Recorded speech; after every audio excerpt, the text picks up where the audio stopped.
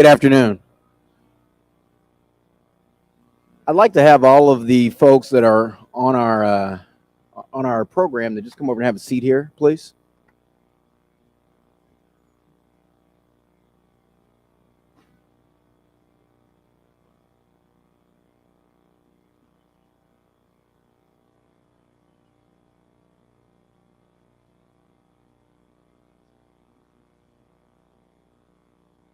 Once again, we want to thank you for coming out and supporting Second Chance Month this afternoon, right here in the 37208 zip code.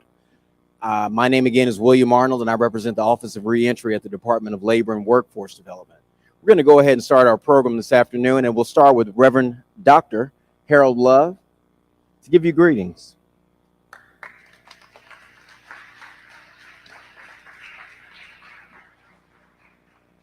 Good afternoon, everybody.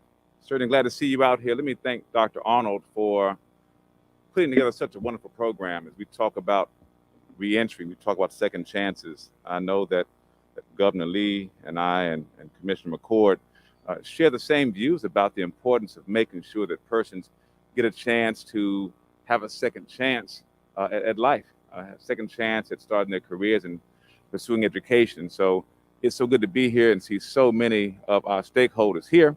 Let me welcome you to the 58th District, wonderful place in Nashville, Tennessee, where we have so many great opportunities to help people develop and get back into society. So once again, thank you for being here this afternoon. Thank you for what you do to help so many of our people get back again into society and start their lives over. And look forward to working with all of you all as we go forward this year to help more people. And now, is it my task? Let William go. Okay. Introduce Labor Commissioner Jeff McCord.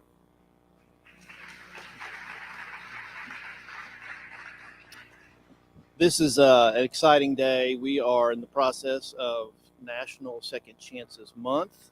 And in the state of Tennessee, under Dr. Arnold's leadership, we are going across the state to bring awareness to second chances, but not only awareness, but opportunity.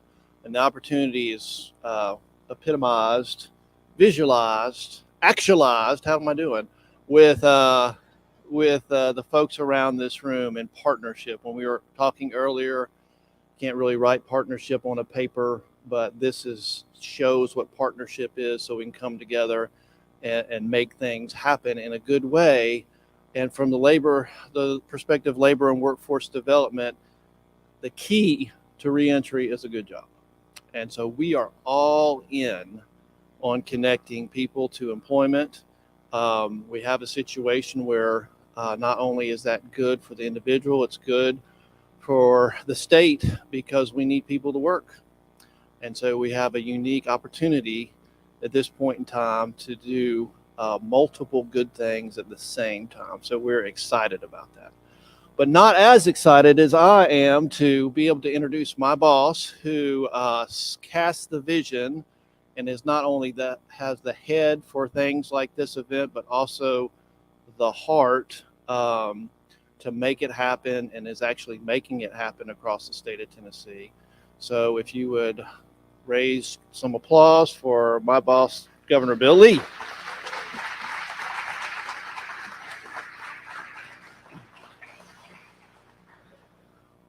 Thank you, sir. And Representative Love, it is an honor to be with you and your district. This man represents his district well, and I'm honored to work and walk alongside him in the work that we do together. And I'm just I have a lot of emotion and thought about being here at this event right now. Some 20-something years ago, over 20 years ago, 25 years ago, I got involved with an organization called Men of Valor. I started to go into prisons and meet men who had encountered the justice system. And it changed my perspective forever about a lot of things, but it reminded me that every one of those individuals, as a creation of God, has dignity, and we have an obligation and a responsibility to interact and to work with them in that context. It also was a reminder to me as I worked in that area and in that issue of reentry that most everybody in our justice system that's incarcerated is going to get out, and they're going to be our neighbors. And how we respond to that fact and how we work together with those that are going to reenter is profoundly important to everyone in our society, including those who've never had interaction with the justice system. So it started with me 20 something years ago. Frankly, was one of those issues that I got engaged in, and previous Governor Haslam appointed me to a task force on recidivism and sentencing reform. I got my interest in this even greater, became one of the reasons that I really thought long and hard about a run for governor. And so for me to be here today, we opened up the Office of Reentry in the Office of Workforce Development, Labor and Workforce. We opened that office. That's what William does, because we know that it's not just about Department of Correction. It's about a connection between correction and reentry and workforce and jobs and support services around those individuals and the families of those individuals that will ultimately provide the outcomes that are good for Tennessee. I am excited to be here today. I'm grateful for, as I look around the room, for the partners that care about the successful reentry of these men and women as they come out of the system. Last year we passed, after a lot of work, we passed a lot of work on many people in this room's part that were advocates and that engaged in the process and worked together with our General Assembly. And I want to thank Representative Love for his role in that as well. But last year we passed the Alternatives to Incarceration Act that my office brought forth, and we passed the Success in Reentry Act. Both pieces of legislation, which in my view were important with regard to the work that's happening here today. But as I look around the room, I see the partners that make this happen. Government isn't the answer to the greatest problems that we have. The people are.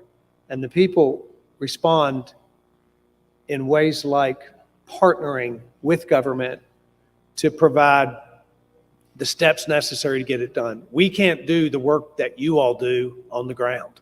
We can create an environment for you to be successful, and that's what we hope to do.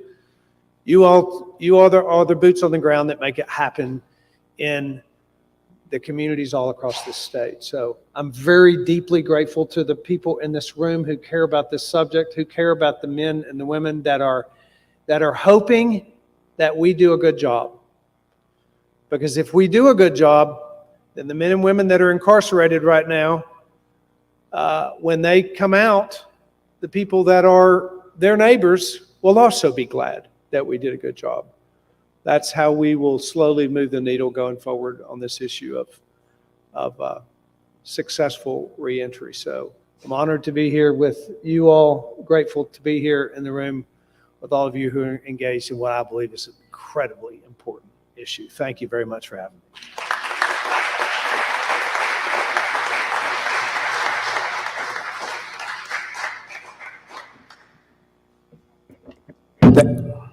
Thank you, Governor Lee. Dr. Laura Ferguson Mims, the Executive Director of the Tennessee Higher Education Initiative, will now come and talk to us about the importance of higher education in prison. Dr. Mims.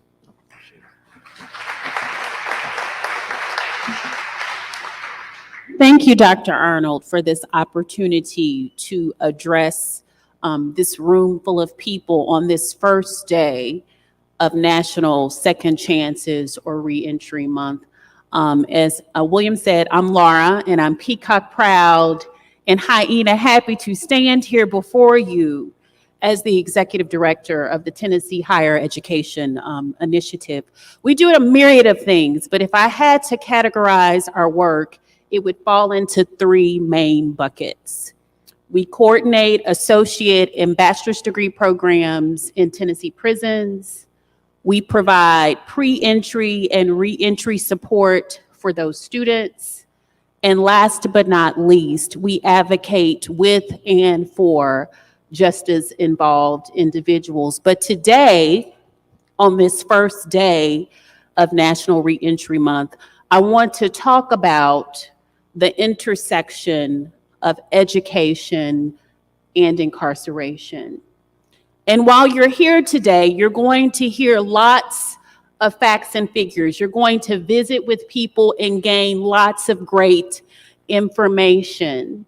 But right now, I want to focus your attention on four figures, four numbers: 95, 47, 48, and 0. And because I'm a former educator, I have to say it again: 95, 47, 48, and 0. As Governor Lee has already alluded to, 95% of incarcerated individuals are coming home. It may be 10 years, it may be 20 years, it may be 30 years, but our brothers and sisters that are incarcerated are coming home. So we have to think about, how do we want them to re-enter this community? Let that settle in your soul. That's the 95. 47. 47% of those individuals will return to incarceration in 3 years if we continue to do exactly what we're doing now.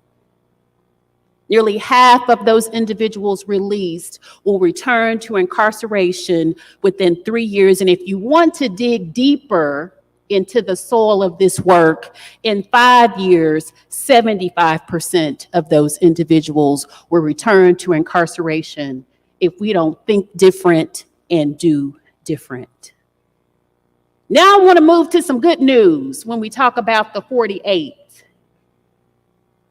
With the introduction of post-secondary educational options in prison, the risk of recidivism reduces by 48%, or nearly half.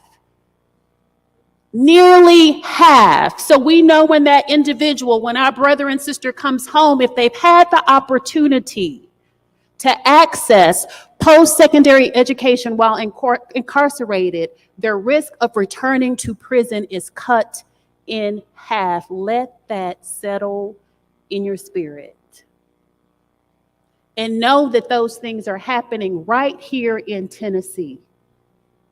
That those options are present, and we're working every day to expand the imprint and the impact of that post-secondary option while individuals are incarcerated. So we've talked about the 95. We've talked about the 47. We've talked about the 48. That brings us to 0. The number of individuals who've completed a degree coordinated by THEI that have returned to incarceration. 0.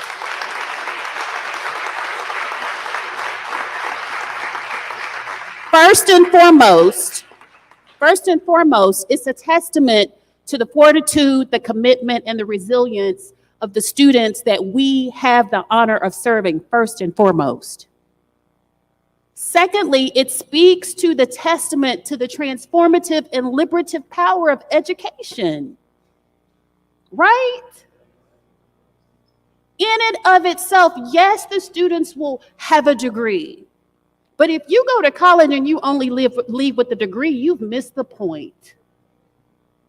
You learn so much about the world around you. You learn so much about yourself and what you're capable of. So it speaks to the resilience and the fortitude of the students that we serve. It speaks to the transformative and liberative power of education. but that 0 also speaks to the circle of support necessary to ensure that no one returns to incarceration. And it starts with opportunities just like this. It starts with partnerships. It starts with organizations like THEI working closely with the governor's office. It starts with organizations like THEI having this incredible partnership with the Department of Labor. And it starts with us connecting with organizations like every single one around this room. So as we are blessed to gather today, again, on this first day of National Second Chances Month, I want you to remember the 95. Our brothers and sisters are coming home. I want you to remember the 47. That half of them will return if we don't think different and do different. I want you to remember the 48, which speaks to the power that education has to change the narrative. And I want you to remember the 0. Let's come together and continue that circle of support so that when people come home, no one has to return. Thank you.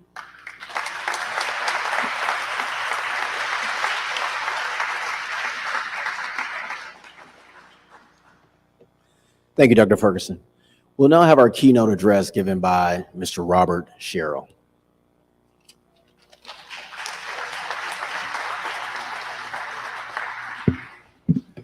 I'm running a little late. I'm out of breath, but I'm here.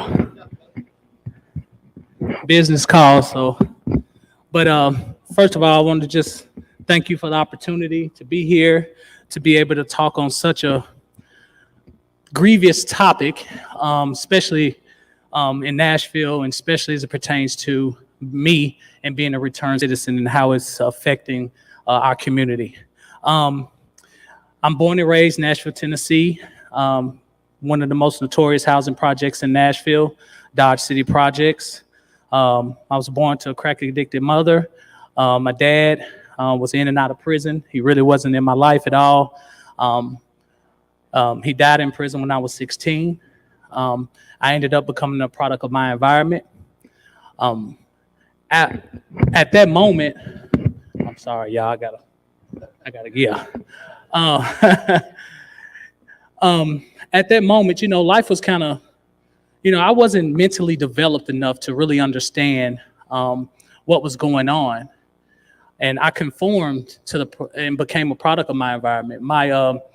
What I tell my people is when I talk to the guys inside the prison, I tell them, I say, look, when the first family breaks down, we go seeking the second family, right? And it don't matter if that second family is not good for us.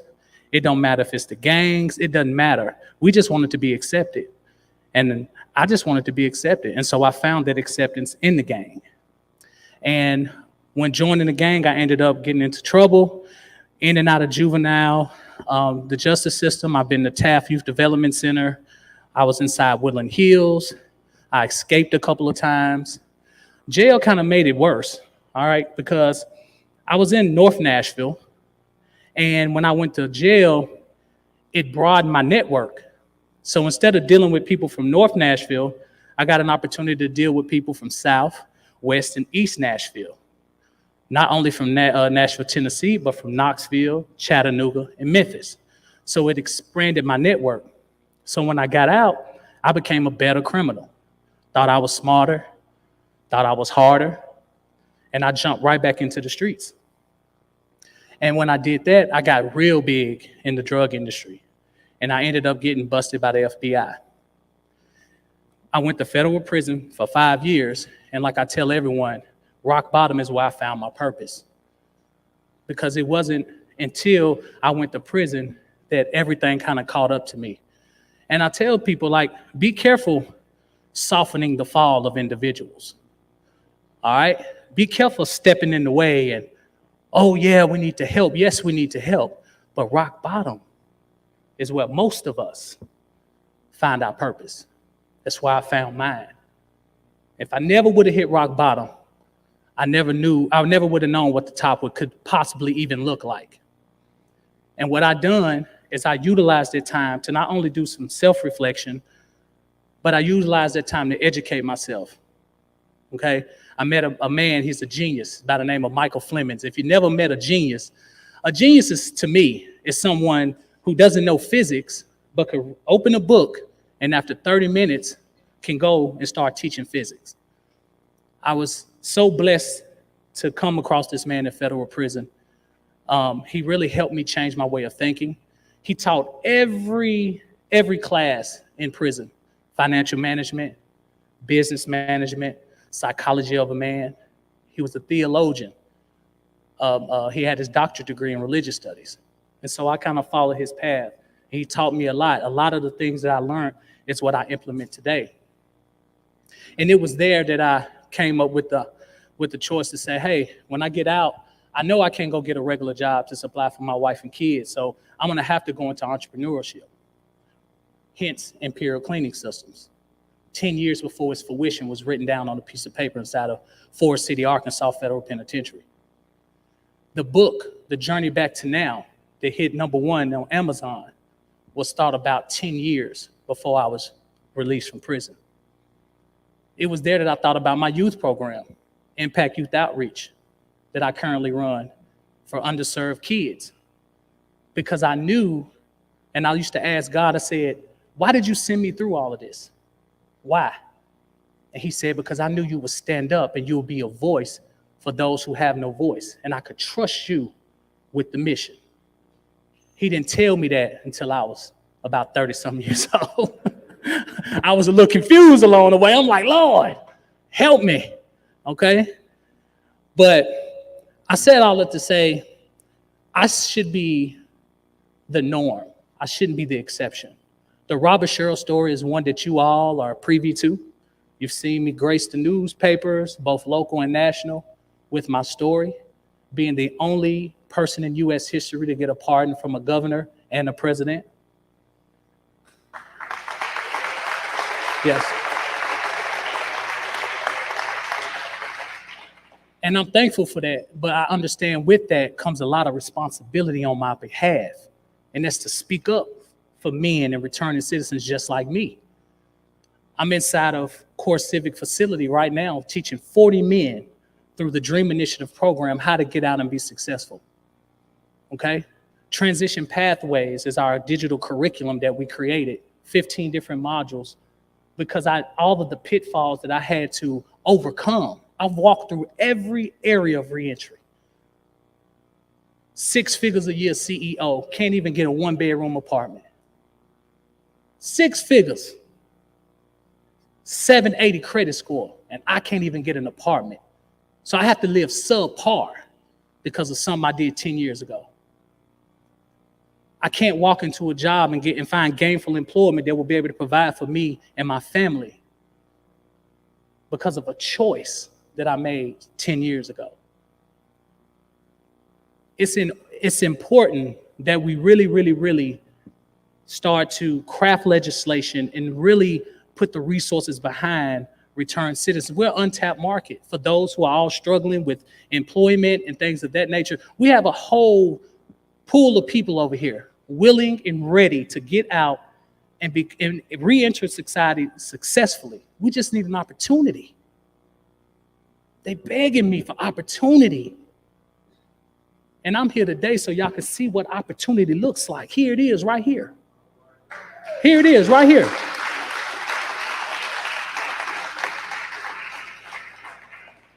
I employ, I add value, and I give hope to the community.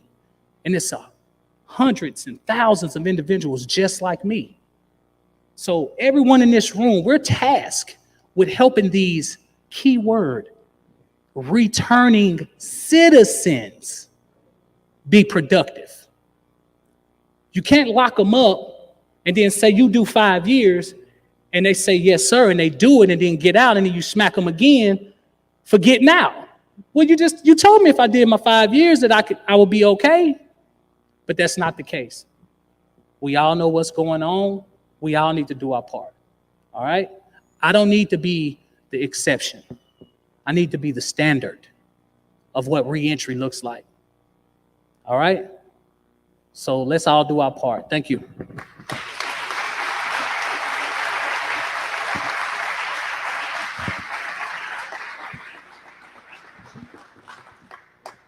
Well, thank you, and this concludes our program.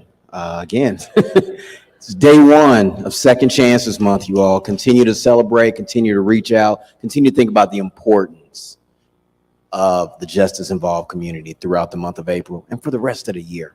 Thank you.